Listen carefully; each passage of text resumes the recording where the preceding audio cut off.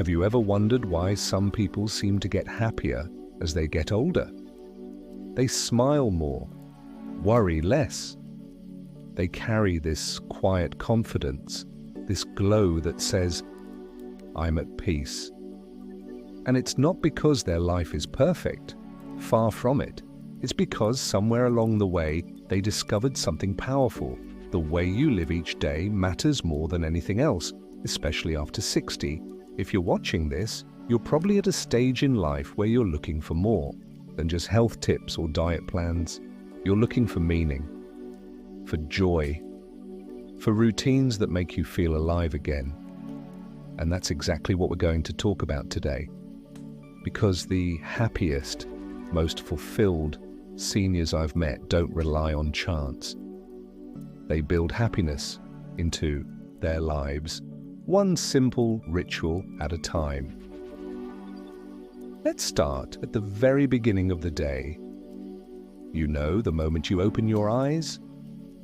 What you do in those first few minutes can shape everything. Happy seniors don't rush out of bed or grab their phone to check the news. Instead, they take just a few quiet moments to feel grateful. Not in a forced way, not a long list, just one or two thoughts. I woke up today. I have another chance. I'm still here. That alone can shift your mindset. It's like planting a small seed of positivity before the world even gets a say. And that seed grows. After that moment of gratitude, they move. Not always a workout or a long walk, just movement, a stretch. A few deep breaths by the window, maybe a slow walk around the kitchen while the coffee brews. You'd be surprised how much energy you unlock when you treat your body kindly first thing in the morning. But it's not just physical, it's mental. That stretch is a signal. I care about myself. It says, this day is worth showing up for. And then comes a very underrated ritual, connection. The happiest seniors I know don't isolate themselves. They don't wait around hoping someone will call. They initiate. Maybe it's a text to a friend, a quick phone call, saying good morning to a neighbor, volunteering once a week, attending a community class or walking group, even chatting with the cashier at the store counts, because loneliness doesn't always come from being alone. It comes from feeling forgotten. Connection, even tiny, casual moments, helps you remember that you still matter to the world. You're still part of it. And that reminder can be the difference between a good day and a bad one. Next comes mental sharpness. The seniors who stay positive and engaged treat their brains like gardens. They water them daily. And no, I'm not talking about crossword puzzles or memory games, unless you enjoy those. I'm talking about curiosity. They read, they ask questions, they learn something new each day, even something small, a new recipe, a new fact, a piece of history. How to use a new app. They keep the brain alive by keeping it interested. One woman told me she listens to a short podcast each morning while she gets dressed, says it makes her feel tuned in. Another man, 82 years old, started learning Spanish using a free app. Not because he had to, but because he wanted to. That's the spirit, that spark, that choice to keep growing instead of shrinking. And then there's purpose. And this one's big, because when the job is gone, the kids are grown and the house is quieter than ever. It's easy to ask, what now? The happiest seniors don't ignore that question. They answer it with intention. Maybe they mentor younger folks. Maybe they grow vegetables, write stories, feed the birds, paint, teach, share their wisdom. Visit someone who's lonely. Purpose doesn't have to be grand. It just has to feel meaningful to you. A man once told me, my job now is to wake up and make the world a little kinder every day. That was it. That was his purpose. And that purpose gave him energy, direction, joy. Now let's talk about evenings. because how you end your day is just as important as how you begin it. The happiest, most fulfilled seniors don't let the day slip away without a moment of pause. They create a gentle landing for themselves, like a plane gliding to rest after a smooth flight. And no, it doesn't have to be complicated or take up a bunch of time. It just has to feel intentional. One of the most powerful rituals I've seen seniors practice, especially those who seem grounded and content, is evening reflection. Just like checking in with yourself in the morning, the end of the day is the perfect moment to sit quietly and ask, what did I enjoy today? What challenged me? What am I proud of? You don't have to write it down, though many people do. Some speak it aloud while brushing their teeth. Others just think about it as they settle into bed. What matters is the pause. That gentle moment where you acknowledge your day instead of rushing into sleep with your mind still spinning. Think about it. How many days have we all let pass without ever truly noticing them? The happiest seniors refuse to let life blur by like that.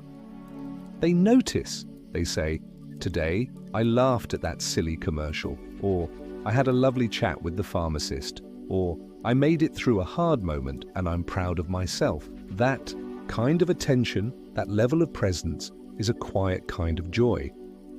It doesn't shout. It just sits beside you, warm and calm. And here's something else they do. They let go. Each night, they give themselves permission to put the day down. They don't carry every worry to bed with them.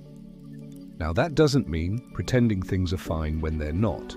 It just means choosing what to carry forward and what to release. A man I once met said his evening ritual is standing at his back door, looking at the stars and saying out loud, whatever I didn't finish today, it's okay. That's it.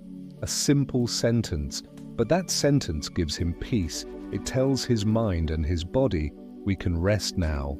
And while we're here, let's not forget the power of a sleep ritual.